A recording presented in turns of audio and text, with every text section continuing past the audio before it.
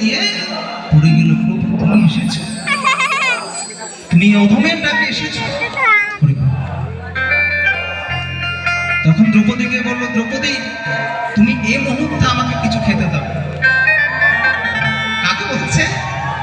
দ্রৌপদীকে বলছে, প্রভু আমি তোমাকে ডেকেছি আমার বিপদ থেকে উদ্ধার করার জন্য, তুমি আমাকে আবার বিপদে ফেলছো। আমার কাছে অন্য নাই বুঝে তোমাকে ডেকেছি আমার বিপদ থেকে উদ্ধার করার জন্য। তখন দ্রৌপদীকে বললো, আমি কিছু বুঝি না, তোমার কাছে যা আছে তা নিয়ে আসো। যে প্রভু আমার কাছে কিছু নেই, যা ছিল তা আমরা পঞ্চপাণ্ডবকে দিয়ে আমি নিয়ে শেষ।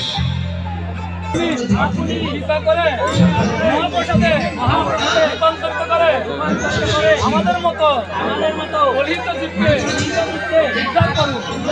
আমাদের সকল অন্যায় জ্ঞানে অজ্ঞানে জয় জয় রাধা।